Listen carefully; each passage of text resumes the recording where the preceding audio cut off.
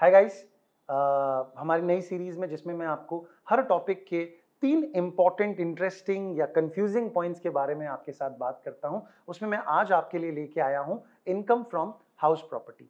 Income from house property ऐसे देखा जाए तो डायरेक्ट टैक्स का शायद सबसे छोटा, सबसे क्यूट सा टॉपिक है, बहुत ज्यादा पेचीदा नहीं है, बट फिर भी एक दो चीजें जो मुझे लगता है कि आपको शायद कभी परेशान कर सकती है, उन्हीं में से 3 चीजों के बारे में मैं आपके साथ आज बात करना चाहता हूं।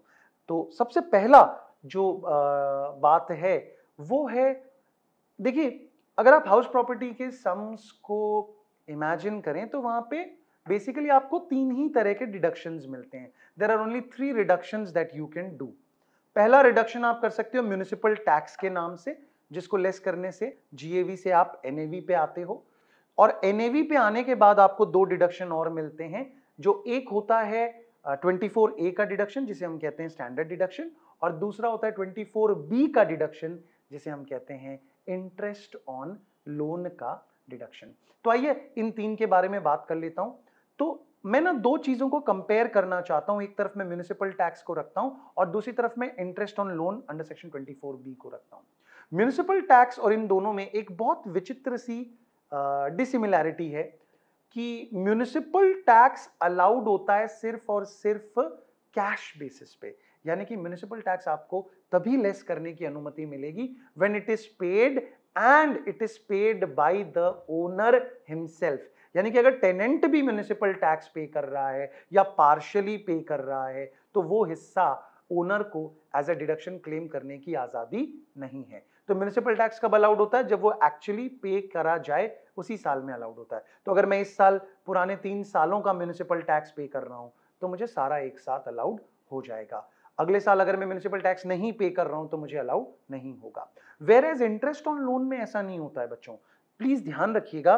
बहुत इजी होता है कंफ्यूज हो जाना, तो थोड़ा सा आप कंपार्टमेंटलाइज करते हुए समझिएगा। जब आप पीजीपीपी पढ़ते हैं, वहां पे जब भी आप इंटरेस्ट ऑन लोन पढ़ते हैं फॉर्मल सोर्सेस से, तो वहां पे 43B का प्रोविजन अट्रैक्ट हो जाता है, जो ये बताता है कि interest should be actually paid before the due date of filing return. लेकिन हाउस प्रॉपर्टी में ऐसा नहीं है। हाउस प्रॉपर्टी में 24B interest on loan allow करा जाता है ड्यू बेसिस पे। यानी कि अगर मैंने 40 लाख रुपए का लोन लिया था एंड लेट अस से 10% की इंटरेस्ट रेट थी, तो इस साल का ब्याज अगर 4 लाख रुपया है वो मुझे अलाउड हो जाएगा। फिर वो चाहे मैंने पे किया हो या ना पे किया हो इस साल, इससे कोई फर्क नहीं पड़ता। मैं उसे इस साल पे करूं, अगले साल पे करूं, it is hardly going to make any difference.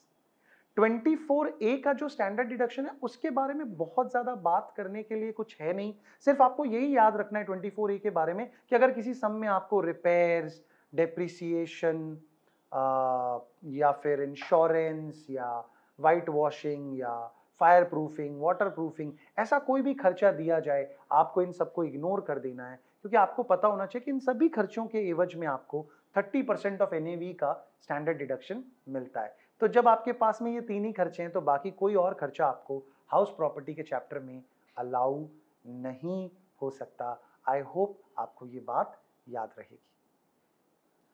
अब अगर हाउस प्रॉपर्टी की बात आए और हम इंटरेस्ट ऑन लोन की बात ना करें, ऐसा नहीं हो सकता, क्योंकि शायद सबसे ज्यादा कॉम्प्लिकेटेड टॉपिक या एकमात्र जो थोड़ा बहुत टिपिकल टॉपिक है इस चैप्टर में वो है इंटरेस्ट ऑन लोन। तो मैं आपको बहुत सरल तरीके से समझाने की कोशिश करता हूं कि आपको इंटरेस्ट ऑन लोन को कैसे सॉल्व करना चाहिए।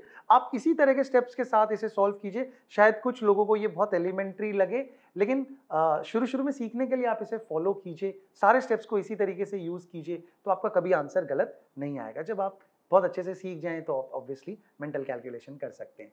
तो आपको क्या करना है, आपको obviously her interest on loan के सम में ये बताया जाता है कि फलाना तारीख को आपके घर का कंस्ट्रक्शन कंप्लीट हुआ। ठीक है, तो आप सबसे पहले एक स्ट्रेट लाइन खींच लें। एक सीधी लाइन आपने खींच ली। अब इस लाइन को जिसको आपने खींचा है, इस लाइन में आपको सबसे पहले खुद से सवाल पूछना है कि घर आपका कब बन गया, कब आपका कंस्ट्रक्शन कंप्लीट हो गया। तो लेटेस्ट से आपको सब में बोला हुआ है कि कंस्ट्रक्शन कंप्लीट हो गया 15/7/2022 को। ठीक है, तो ये जो आपकी लाइन थी, यहां पे आपने 15/7/2022 लिखा और वहां पे आपने अपना घर भी सेट कर दिया। तो एक सुंदर सा घर आपने वहां पे अरेंज कर दिया। तो 15/7/2022 को घर बन गया। अब सवाल ये है कि आप खुद से पूछे कि कौन सा साल है, 15/7/2022 जो तारीख है वो किस ईयर में फॉल करेगी, तो आंसर आ जाएगा 22-23, 2022 2023। तो आपको समझ में आ गया कि मेरा पोस्ट कंस्ट्रक्शन पीरियड, मेरा घर कब बन गया, 22-23 में बन गया, ये बोल सकता हूं मैं। अगर 22-23 में मेरा घर बन गया बच्चों और 22-23 मेरा पोस्ट कंस्ट्रक्शन है, तो फिर मेरा पोस्ट कंस्ट्रक्शन पीरियड शुरू कब हो जाएगा, तब शुरू हो जाएगा जब मेरा पोस्ट कंस्ट्रक्शन ईयर स्टार्ट होता है। और कोई भी ईयर आपको पता है कि 1/4 से स्टार्ट होता है, तो आप उसी लाइन में पीछे जाएंगे और 142022 को मार्क कर देंगे और ये मान लेंगे कि 142022 ऑनवर्ड्स आपका पोस्ट कंस्ट्रक्शन पीरियड स्टार्ट हो जाता है। अब अगर कोई चीज 14 को स्टार्ट होती है तो उससे जस्ट पहले किसी चीज को 31/3 को खत्म होना चाहिए, तो 31/3/2022 को क्या खत्म हो जाएगा, आपका प्री कंस्ट्रक्शन पीरियड खत्म हो जाएगा। 31/3/2022 को आपका प्री कंस्ट्रक्शन पीरियड बच्चों खत्म हो जाएगा। तो आपका पोस्ट कंस्ट्रक्शन पीरियड 142022 को स्टार्ट हो गया और 31/3/2022 को आपका प्री कंस्ट्रक्शन पीरियड खत्म हो गया।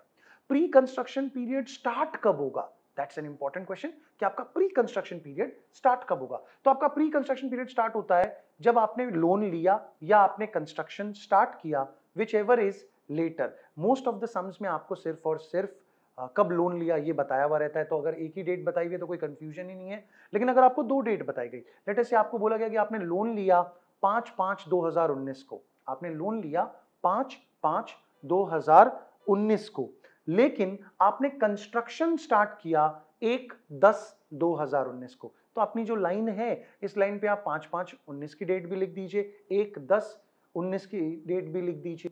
अब आपको ऑटोमेटिकली पता चल रहा है कि बाद की डेट कौन सी है, 1/10 की है, तो 1/10 से मेरा 1/10/2019 से मेरा प्री कंस्ट्रक्शन पीरियड स्टार्ट हो जाता है, जो 31/3/2022 को जाके खत्म हो जाता है। तो अगर आप उस पूरे एरिया को ईयर मार्क करें, 1/10/2019 से 31/3/2022 का जो आपका पीरियड है वो आपका प्री कंस्ट्रक्शन का पीरियड है। और इस दौरान अगर आप देखें तो 19-20 एक साल आया, 20-21 एक साल आया और 21-22 एक साल आया। 19-20 में 10-11-12-1-2-3 6 महीने का इंटरेस्ट, 20-21 में पूरे 12 महीने का इंटरेस्ट, 21-22 में पूरे 12 महीने का इंटरेस्ट। तो ये जो टोटल इंटरेस्ट आपने कैलकुलेट किया ये आपका प्री कंस्ट्रक्शन पीरियड का इंटरेस्ट है। अब आप इस टोटल को जब 5 से डिवाइड कर देंगे तो आपका पोस्ट कंस्ट्रक्शन पीरियड जब शुरू हो गया उसके बाद आप कितना प्री कंस्ट्रक्शन इंटरेस्ट क्लेम कर सकते हैं, तो आपको याद होगा 5 इक्वल इंस्टॉलमेंट्स में आप इसे क्लेम कर सकते हैं। रही बात पोस्ट कंस्ट्रक्शन पीरियड की, तो पोस्ट कंस्ट्रक्शन पीरियड में कोई ऐसी पेचीदगी है नहीं, जितना जिस साल का रेस्पेक्टिव इंटरेस्ट है उतना आप उस साल में अवेल कर सकते हैं। यहाँ पे जो ओनली चैलेंज आता है वो ये होता है कि कई बार आपको बोल सकते हैं कि आपने 10-10 लाख रुपए करके लोन रीपे किया है, तो अगर आप लोन रीपे कर रहे हैं तो बहुत बड़ा फर्क नहीं आएगा, बस आपकी इंटरेस्ट की अमाउंट चेंज हो जाएगी क्योंकि आपका प्रिंसिपल का अमाउंट छोटा हो गया है। तो जितना आपका इंटरेस्ट का अमाउंट आए उतना आप पोस्ट कंस्ट्रक्शन में दिखा दीजिए। ऑलराइट, तो आई होप आपको ये बात समझ में आ गई। बस एक लास्ट जो हाउस प्रॉपर्टी में टॉपिक होता है, ऐसे तो ये कंफ्यूजिंग नहीं है, प्रॉब्लमैटिक नहीं है, बट क्या है कि कई जगहों पे इसके अलग अलग ट्रीटमेंट रहते हैं जिसकी वजह से बच्चे थोड़ा कंफ्यूज हो जाते हैं। टॉपिक का नाम है वैकेंसी पीरियड। वैकेंसी पीरियड के दो प्रोमिनेंट ट्रीटमेंट्स आपको अलग अलग किताबों में अलग अलग पब्लिकेशंस में मिलते हैं। पहला ट्रीटमेंट ये कहता है कि आप अपना स्टेप 1 निकालिए जीएवी के लिए, जो होता है RER, रीजनेबल एक्सपेक्टेड रेंट। दूसरा स्टेप होता है ARR माइनस UR। जब आप यहां पे स्टेप 2 निकालते हैं तो वहां पे आप क्या करते हो कि एक्चुअल रेंट रिसीवेबल लेते हो, यानी कि अगर आपने प्रॉपर्टी को 10 महीने रेंट पे लगाया तो आप 10 महीने का पीरियड ही कंसिडर करते हो, 11 महीने के लिए लगाया तो 11 महीने का पीरियड ही कंसिडर करते हो, 9 महीने लगाया तो 9 महीने कंसिडर करते हो और 12 महीने रेंट पे लगाया तो 12 महीने कंसिडर करते हो। तो स्टेप 2 में आप लेते हो ARR माइनस UR, लेकिन यहां पे ARR का मतलब है एक्चुअल रेंट रिसीवेबल। अब आपके पास स्टेप 1 आ गया, स्टेप 2 आ गया। आप यहां पे आपको यह देखना होता है कि अगर आपका स्टेप 2 स्टेप 1 से बड़ा है फिर तो कुछ सोचने की जरूरत ही नहीं है, स्टेप 2 आपका जीएवी बन जाता है। लेकिन अगर स्टेप 1 बड़ा है, यानी कि आपका RER बड़ा है और ARR माइनस UR जो है वो उससे छोटा है, तो आपको यह देखना होता है कि कहीं मेरा स्टेप 2 स्टेप 1 से इसलिए तो बड़ा नहीं है कि वैकेंसी पीरियड था।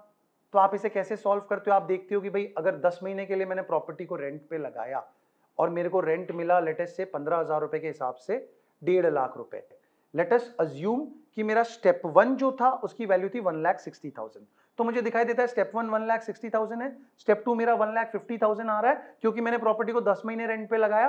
तो मैं मन ही मन सोचता हूं कि अगर मैंने 12 महीने रेंट पे लगाया होता तो जरूर मुझे 1,80,000 रुपए मिला होता। यानी कि कहीं ना कहीं स्टेप 2 जो है वो स्टेप 1 से इसलिए कम है बिकॉज वैकेंसी पीरियड की प्रॉब्लम थी। तो आपको पता चल जाता है कि आपका कोरोलरी रूल ये है कि if step 2 is less than step 1 due to vacancy period then such step 2 shall be GAV. तो फिर आपको 1.5 लाख को ही जीएवी लेना है, आप 1,60,000 को जीएवी नहीं लेंगे। क्या आपको बात समझ में आई? अब इसका जो दूसरा ऑल्टरनेटिव तरीका है सॉल्व करने का, उसमें आप स्टेप 1 तो एज यूजुअल निकालते हो, आरईआर निकालते हो, रीजनेबल एक्सपेक्टेड रेंट, एमवी और FR whichever is higher subject to SR. Second step में आप लेते हो एआरआर माइनस यूआर, लेकिन यहां पे एआरआर का मतलब है एनुअल रेंट रिसीवेबल, यहां पे एक्चुअल रेंट रिसीवेबल नहीं है। अगर 10 महीने प्रॉपर्टी किराए पे लगी थी तो भी आप 12 लेंगे, अगर 9 महीने प्रॉपर्टी किराए पे लगी थी तो भी आप 12 लेंगे। तो आप स्टेप 2 में निकालते हो एनुअल रेंट रिसीवेबल। ठीक है जी, तो आपने स्टेप 1 और स्टेप 2 को लिख दिया। अब आप कंपेयर करते हो, जो भी हायर है आप बोल देते हो कि step 3 is equal to higher of step 1 और स्टेप 2। तो स्टेप 1 और स्टेप 2 में जो भी हायर आया आप उसको अपना स्टेप 3 का आंसर मान लेते हो।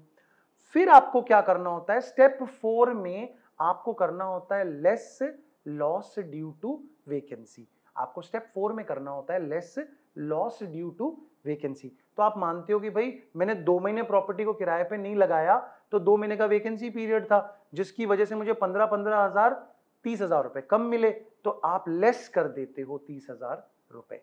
ठीक है, तो अगर अपने इसी एग्जाम्पल को कंटिन्यू करते तो अपना स्टेप 1 तो वापस से 1,60,000 आता। इस बार स्टेप 2 क्या आता, क्योंकि आप 12 से ही मल्टीप्लाई करते, क्योंकि यहाँ पे एनुअल रेंट रिसीवेबल होता है, तो आपने 15,000 इंटू 12 किया होता 1,80,000। स्टेप 1 स्टेप 2 में हायर आया होता 1,80,000 रुपया, और अब आप लेस कर देते, less loss due to vacancy, तो 15,000 इंटू 2 आप लेस करते, 30,000 लेस हो जाता और आपका जीएवी आ जाता 1.5 लाख रुपए का। मैं आपको ये बताना चाहता हूं, जरूरी नहीं है कि हर बार इन दोनों मेथड से आंसर सेम आए, जरूरी नहीं है कि हर बार इन दोनों मेथड से आंसर सेम आए, बट प्रोमिनेंटली ज्यादातर प्रोफेशनल कोर्सेज में जो पहला वाला मेथड था, यानी कि step 2 is less than step 2, sorry step 2 is less than step 1 due to vacancy period, तो such step 2 is taken as JV, इसी को ज्यादा प्रेफर किया जाता है। However you are free to choose any method, देख लें कि आपका कौन सा मेथड आपको कन्वीनियंट लगता है, उसके अनुसार आप सॉल्व करें। तो ये थी वो 3 बातें जो आपको हाउस प्रॉपर्टी में हमेशा याद रखनी है। Thanks a lot.